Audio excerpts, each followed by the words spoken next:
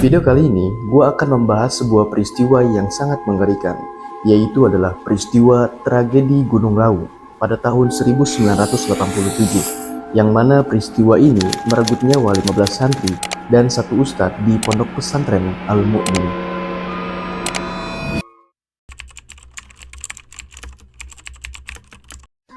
Kisah ini menceritakan seorang ustadz dan santri-santri yang ingin melakukan perkemahan di Gunung Lawu, tetapi terjadi kejadian yang di luar dugaan sehingga merenggut nyawa 15 santri dan satu ustadz. Oke, kalian ingin tahu kisahnya? Simak videonya sampai habis. Stay tune and let's check it out.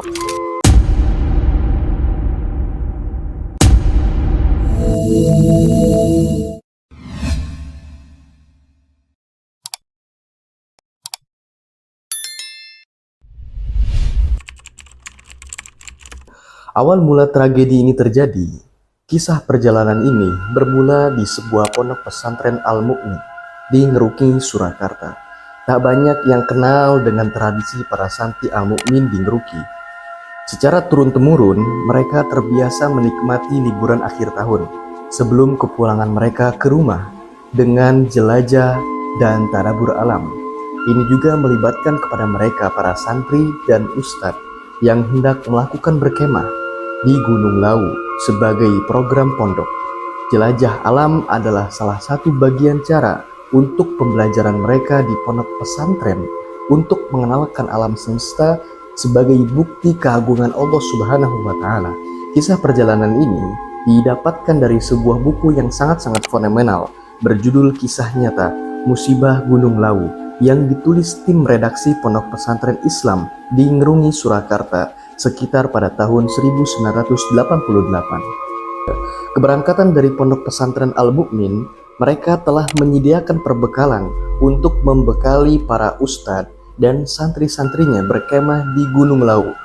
Nah, dana yang dikeluarkan oleh pondok pesantren itu sebesar 148.000 dan beras sebesar 200 kg yang diangkut bersama dengan 119 orang. Kalian mengira dana sebesar 148.000 itu dana yang sangat kecil. Sungguh itu adalah dana yang sangat besar. Pada tahun 1980-an itu, mata uang Indonesia itu masih belum terkena inflasi. Kita lanjut. 119 orang itu termasuk 3 ustadz, 5 pembimbing senior, 1 karyawan, dan 110 santri. Mereka berangkat menggunakan 2 truk. Sebelum mereka berangkat, mereka mempersiapkan secara matang dengan membagi santri menjadi 5 regu atau kelompok, di mana masing-masing kelompok itu terdapat 3 ustadz sebagai pengawas, dan di sampingnya juga ada 5 santri senior yang bertindak sebagai koordinator masing-masing kelompok. Mereka mulai berangkat pada jam 6 pagi pada hari Senin 14 Desember 1987 dan akan kembali 4 hari kemudian pada hari Kamis 17 Desember 1987. Berarti mereka mempunyai program ini itu selama 4 hari lamanya. Mereka Senin berangkat dan mereka Kamis untuk pulang. Setelah itu, dengan rasa senang sekali, mereka sampai di Tawamangu, Karanganyar pada pukul 10 pagi. Nah, dari sana perjalanan dilanjutkan sampai ke bumi perkemahan Mojosemi. Sesampainya di sana, mereka berkemah dengan membangun 6 buah tenda. 3 tenda untuk para santri, 1 tenda untuk para ustadz, dan 1 tenda untuk keperluan dapur. Di sana, mereka memutuskan bermalam terlebih dahulu sebelum akhirnya melanjutkan ekspedisi keesokan harinya. Pada keesokan harinya, pada Selasa 15 Desember 1987, pagi hari seusai sholat subuh, mereka mulai dibagi sesuai dengan kelompok atau regu seperti sebelum pemberangkatan dari pondok. Saat matahari bergerak semakin naik, pada pukul 7 pagi, perjalanan ekspedisi mereka dimulai. Hanya dengan pakaian kaos biasa dan celana ala kadarnya. Mereka dibekali dengan nasi dan ikan asin, ditambah dengan mie instan, 3 liter air putih, dan sekantong kotak obat-obatan P3K. Setiap anak akan mendapatkan jatah makan 1 kali dan harus kembali ke tenda pada pukul 3 sore. Tugas mereka adalah menyisir perjalanan sambil membuka rute pendakian dengan babat alas atau membuka hutan atau memotong semak belukar dengan bekal golok. Nah, Di sana ada seorang yang bernama Ustadz Jamaluddin. Beliau ini sebagai koordinator umum. Beliau berkata kepada seluruh regu atau kelompok, mereka tidak harus menyusuri sampai puncak. Yang paling penting, mereka harus kembali pada sore hari, tepat pada pukul 3 sore. Nah, setelah itu perjalanan regu dibagi menjadi 2 arah. Regu 1, 3, dan 5 mengambil jalan sebelah kanan dari bumi perkemahan, sedangkan regu 2 dan 4 ke arah kiri dari perkemahan. Ketika mereka berangkat, mereka menyerukan sebuah yel-yel atau nyanyian atas dasar menuruti hasrat jiwa muda untuk berpetualang. Oke, kita lanjut. Ada salah satu ustadz yang namanya itu Ustadz Mukhtar Tri Harimurti. Nah, beliau ini guru di SMA Al-Islam 1 Surakarta yang kala itu juga turut berkemah di Gunung Lawu pada waktu yang sama, menyebutkan pada siang hari itu menjadi siang yang gelap pekat yang akan turun hujan, mengubah suasana menjadi mencekam. Meski masih siang, penerangan dengan lampu sudah mulai digunakan para santri untuk menerangi petualangan mereka. Seruan takbir menjadi isyarat komunikasi antar regu bahwa mereka tetap berada di trek yang sangat benar. Beberapa saat kemudian, ada sesuatu yang di luar dugaan. Mereka yang seharusnya sampai pada pukul 3 sore, baru sampai ke perkemahan pada pukul 6 maghrib. Secara berangsur-angsur, regu 1 sampai lebih dulu pada pukul 6 sore, disusul oleh regu 4, dan kemudian disusul oleh regu 5 yang datang pada jam setengah 9 malam. Karena kabut dan hujan lebat menjadi alasan keterlambatan mereka. Namun, ada regu 2 dan regu 3 yang belum juga kembali hingga keesokan harinya.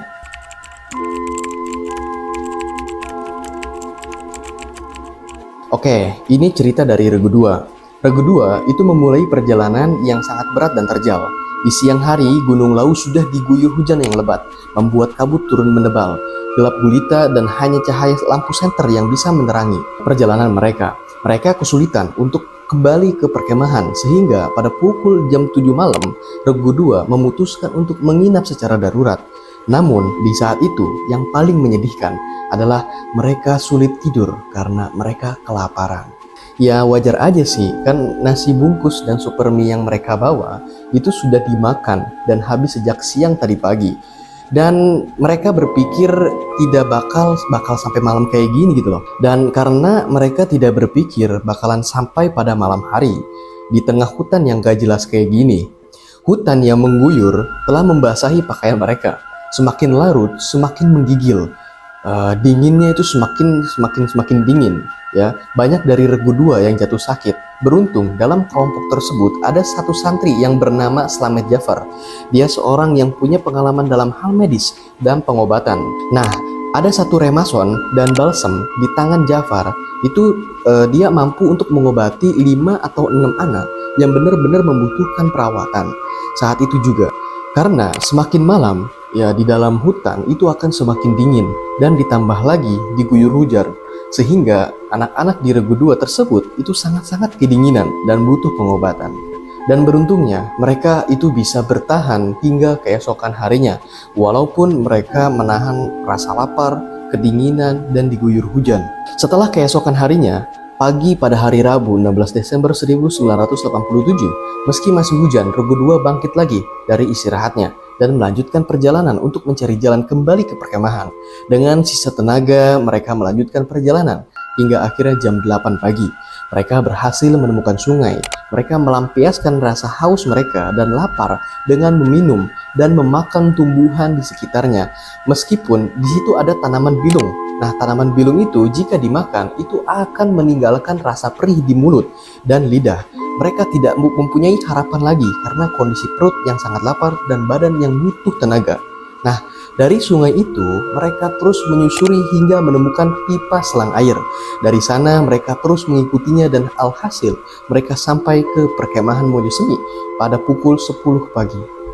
Lalu bagaimana keadaan regu 3 yang sama-sama hilang seperti regu 2? Oke, kita bahas kronologi dari regu 3.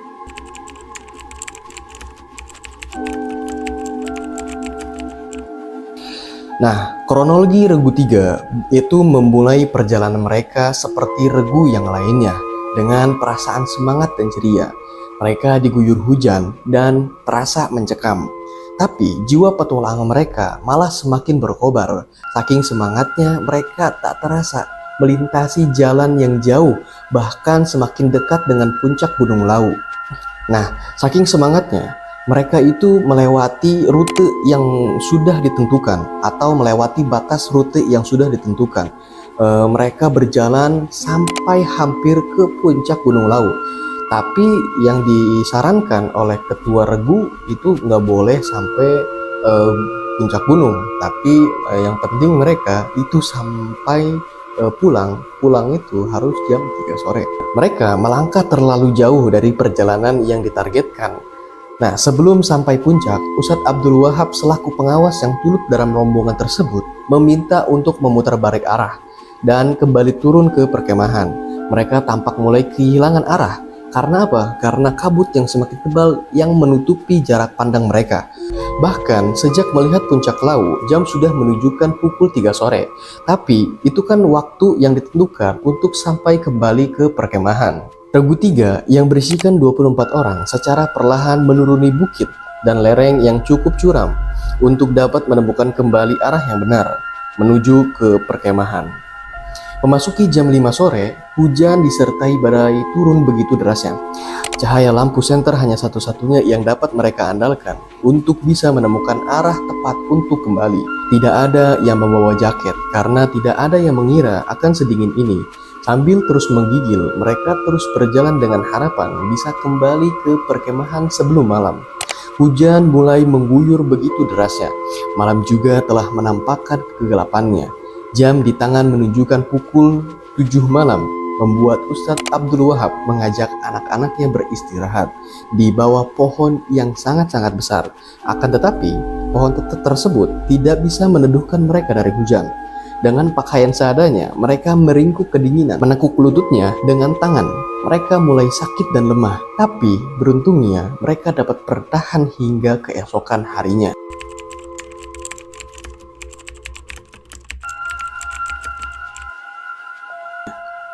Oke, kita lanjut. Keesokan harinya, karena banyak di antara mereka yang mulai jatuh sakit, beberapa anak dimintai oleh Ustadz Abdul Wahab untuk mencari kembali ke perkemahan, sekaligus meminta bantuan. Sekitar 13 anak itu turun mencari pertolongan dengan berpencar, sedangkan yang lainnya itu berkumpul dalam sakit dan kepayahan, ditemani sama Humaidi. Nah, Humaidi ini selaku pembimbing dan Ustadz Abdul Wahab dengan rencana mereka mencari bala bantuan. Akhirnya, pada hari Rabu, 16 Desember 1987, pukul jam setengah 12 siang, beberapa santri yang diutus ustadznya itu berhasil sampai ke perkemahan. Beberapa lagi juga tersasar hingga ke pemukiman warga. Di sana mereka melaporkan kondisi kelompoknya yang memprihatinkan akibat sakit dan beberapa sempat pingsan. Tetapi gengs, nihilnya mereka yang selamat itu tidak hafal lokasi teman-teman mereka yang jatuh sakit bersama Ustadz Abdul Wahab dan Bapak Pembimbing Humaidi. Setelah mendapatkan laporan dari beberapa santri yang selamat dari Regu 3, Ustadz Jamaluddin.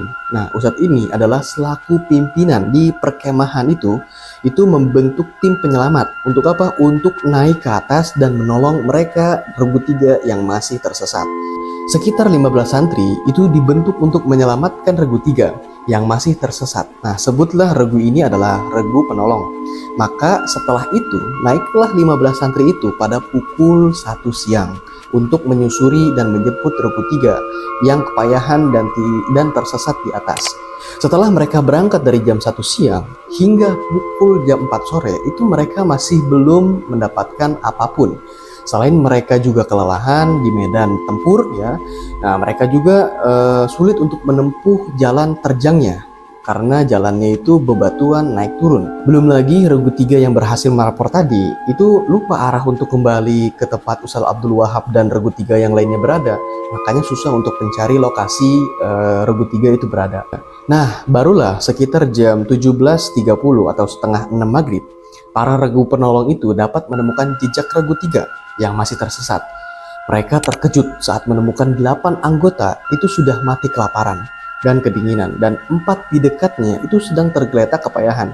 Di antara korban yang mati itu, maaf ya guys ya, yang ditemukan ada kondisi mati yang meringkuk. Mereka itu kondisinya meringkuk dan juga saling tindih mungkin untuk mengatasi rasa dinginnya. 4 yang masih kritis akhirnya segera diberikan pertolongan berupa jaket, makanan, dan minuman seadanya.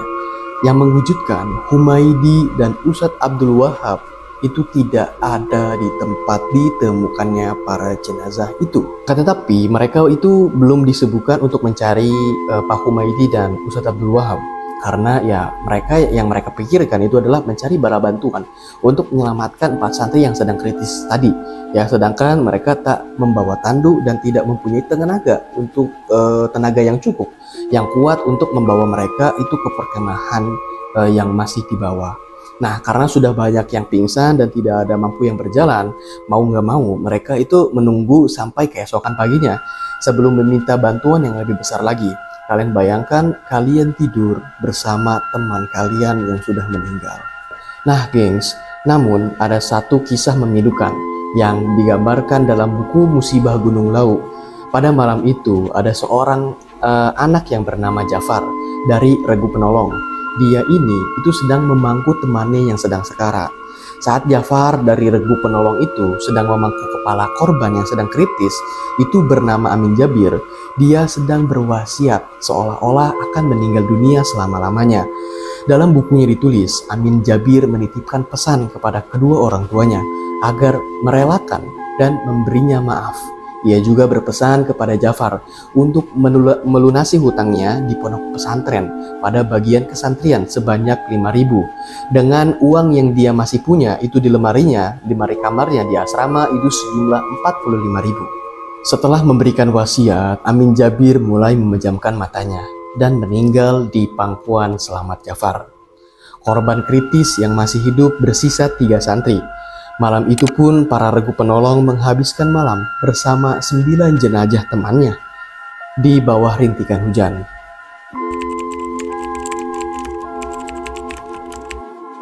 Keesokan paginya pada hari Kamis 17 Desember 1987, 2 temannya yang semalam, yang kritis itu ditemukan sudah terbujur kaku sehingga korban meninggal itu menjadi 11 orang. Lalu Regu itu segera mencari penolongan atau bantuan untuk membawa seluruh jenazah dan mencari rencana untuk menemukan Ustadz Abdul Wahab dan Pak Humaydi itu yang selaku pembimbing tersebut. Setelah beberapa Regu Penolong yang telah kembali ke perkemahan Mojosemi pada Kamis 17 Desember 1987, terlihat para tim SAR itu telah menyiapkan arbananya untuk mengadakan penyisiran dan evakuasi. Tepat pada pukul jam setengah 2 siang, itu tim Perhutani Magetan itu telah menghubungi kantor Yayasan Pondok Pesantren Al-Mu'min di Ngeruki tentang musibah yang terjadi. Nah, setelah menurunkan jenazah, tim SAR kembali beroperasi untuk menyisir dan menemukan para korban yang masih belum diketemukan. Nah, proses evakuasi yang lebih besar ini akhirnya direncanakan selepas subuh pada hari Jumat 18 Desember 1987. Selamat Jafar yang sudah berulang kali naik turun gunung itu menjadi pemimpin dalam proses evakuasi. Tim SAR dengan gabungan ABRI, dengan gabungan organisasi pencinta alam dan dibantu masyarakat sekitar, itu merangkak naik membelah dinginnya Gunung Lawu. Bahkan di lokasi ditemukannya jenazah pada hari Kamis kemarin itu dibangun tenda besar dengan persiapan logistik. Bak sedang ada hajatan megah di tengah gunung. Jadi mereka ini membuat evakuasi secara besar-besaran. Selamat Jafar yang berlari di depan di antara tim penyelamat itu dikejutkan dengan penemuan jenazah lainnya. Ia menemukan 1 jenazah lagi. Tak jauh dari lokasi yang kemarin, saat ia menemukan beberapa jenazah dari sana, Jafar terus bergerak lagi sampai akhirnya menemukan 2 jenazah lainnya yang saling tumpang tindih. Selain Jafar, Usman juga merupakan santri dari Regu Penolong menemukan 1 jenazah lainnya. Terhitung 4 jenazah sekaligus dalam kondisi yang berdekatan, sehingga jumlahnya menjadi 15 santri yang tewas dalam musibah tersebut. Nah, lalu gengs, pencarian selanjutnya adalah untuk menemukan Humaydi dan Ustadz Abdul Wahab yang belum pun diketemukan juga hingga hari Jumat. Sampailah pada hari Jumat itu, pencarian itu terhalang karena cuaca, sehingga dilanjutkan pada hari berikutnya, yaitu hari Sabtu. Lalu di samping itu, pada hari Sabtu yang bersamaan 19 Desember 1987, upacara serah terima jenazah dari Dandim Magetan kepada Dandim Suraharjo itu dilakukan hingga dilakukan secara iring-iringan. Jenazah menuju pondok pesantren di Al Mukmin di Ngeruki. Sesampainya di pondok, itu terlihat manusia membanjiri Al Mukmin. Tangis haru bersahutan mengiringi jenazah tersebut yang diarak menuju masjid untuk disolatkan.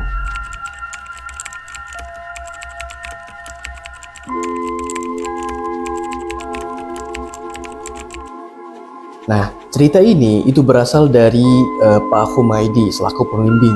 Nah, pada hari Sabtu yang bersamaan, di mana hari itu juga jenazah-jenazah anak santri itu disolatkan, ternyata Humaydi dan Ustadz Abdul Wahab itu masih hidup, tapi masih belum ditemukan. Meskipun mereka sudah 4 hari tersesat, dengan sedikit harapan mereka itu bisa sampai ke perkemahan untuk mencari bantuan. Ya, tapi nihilnya mereka itu tersesat selama 4 hari lamanya. Nah, tapi Pak Humaydi dan Ustadz Abdul Wahab itu terus bertekad untuk mencari bantuan untuk menyelamatkan para santrinya. Namun nahas, mereka sendiri juga ikut tersesat. Mereka hanya bisa meneruskan perjalanan dengan merangkak, ya, sampai pada hari Minggu. Hari setelahnya pada tanggal 20 Desember 1987, mereka berdua tak berjalan begitu jauh karena kondisi tubuh yang lemah dan kelaparan yang sangat-sangat hebat. Nah, minggu sore itu hujan terus turun dengan lebatnya sehingga Ustadz Abdul Wahab dan Humaydi itu memutuskan untuk mencari pohon dan berteduh di sekitarnya. Mereka menemukan sungai yang bisa mereka minum dan makan tumbuhan di sekeliling pohon tersebut. Setelahnya mereka berteduh di bawah pohon yang cukup besar, tetapi di samping pohon tersebut terdapat jurang sedalam 5 meter. Mereka berniat hendak menemukan tempat yang aman dan nyaman untuk istirahat. Akan tetapi gengs, ini Ustadz Abdul Wahab malah jatuh sedalam 5 meter dari pinggir pohon. Bapak Humaydi hanya bisa mendengar suara ucapan Bapak Ustadz Abdul Wahab yang mengucap, "Ya Allah, ya Allah, ya Allah." Akan tetapi Pak Humaydi itu tak mampu bergerak untuk menyelamatkannya karena tubuh Humaydi yang sangat lemah dan tidak bisa berbuat apa-apa. Humaydi hanya terpejam berharap Ustadz Abdul Wahab baik-baik saja. Ia pun sudah pasrah, tidak ada harapan seseorang akan mampu menyelamatkannya. Tetapi setelah pagi kembali itu pada hari Senin tanggal 21 Desember 1987, Humaydi berusaha untuk mengintip kondisi Ustadz Abdul Wahab yang terperosok ke bawah. Terkejutnya, dia melihat Ustadz Abdul Wahab sudah tidak bergerak lagi. Sepertinya ia telah meninggal dunia. Hanya rasa haus yang menggeluti dirinya, tetapi ia sudah tidak mampu untuk kembali bergerak menuju sungai yang kemarin dia temui tadi. Humaydi hanya pasrah dan tinggal menunggu mau datang kepadanya. Akan tetapi gengs, ini tiba-tiba datang 3 orang pencari jamur yang menghampiri Humaydi. Lalu pencari jamur itu bertanya dengan bahasa Jawa. Bahasa Jawa seperti ini. "Kowe koro sopo? Kamu itu dengan siapa?" tanya pencari jamur. Humaydi menjawab dengan terbata-bata. "Kula kalih konco kula pak, nikah konco kula bejah." "Saya dengan teman saya pak, itu teman saya sudah meninggal." Nihis ya. Lanjut. Dengan bekal seadanya, para pencari jamur itu memberikan pembekalannya kepada Humaydi sebagai bentuk pertolongan pertama. Pencari jamur itu terdiri dari 3 orang. Yang pertama itu adalah istrinya Pak Sardi. Yang kedua itu Bapak Sardi. Yang ketiga itu Pak Parni. Nah, mereka ini adalah salah satu kayak model keluarga gitu gengs. Ya, ada Pak Sardi, istrinya Pak Sardi, sama Pak Parni. Dan di saat itu, Mbok Sardi itu menemani sambil menyuapi Humaydi. Pak Sardi dan Pak Parni itu mencari bala bantuan. Akan tetapi gengs, itu belum begitu lama. Mereka akhirnya bertemu dengan wartawan dan tim SAR yang telah lama mencari Humaydi dan Ustadz Abdul Wahab. Rombongan yang masih tersisa di hutan tersebut itu segera langsung dituntun ya sama Pak Pardi sama Pak Parni itu ke lokasi temukannya Humaydi. Ternyata lokasinya itu nggak jauh ditemukannya dari 15 jenazah yang lainnya yang kemarin sudah ditemukan itu sekitar 2 kilometer saja. Mereka hanya mampu berjalan sejauh 2 kilometer dalam waktu 6 hari karena mungkin faktor cuaca yang dingin, menggigit, dan kelaparan membuat fisik mereka lemah dan bahkan hanya mampu merangkak dengan banyak tidur kelelahan. Lalu pada hari Senin itu, pada tanggal 21 Desember 1987, pukul 10 pagi, ya, kedua korban diangkut dengan tandu melalui Jalan Raya Cemoro Suwu. Jenazah Ustadz Abdul Wahab langsung divisum di rumah sakit dekat Madiun dan disemayamkan di kediaman di Madiun. Selebihnya, keajaiban Humaydi yang mampu bertahan tanpa makan 6 hari menjadikannya salah satu saksi hidup yang menceritakan sebagian kisah bersejarah ini. Oke guys, mungkin ceritanya sampai situ dulu guys. Kita bisa mengambil pelajaran bahwa dari peristiwa ini bahwa harus selalu berhati-hati dimanapun kita berada. Nah, gimana menurut kalian gengs? Jika kalian suka dengan cerita seperti ini, ya coba untuk like videonya dan jangan lupa komen apalagi yang akan gue bahas. Oke, gue Fali Herois, see you next time, bye-bye.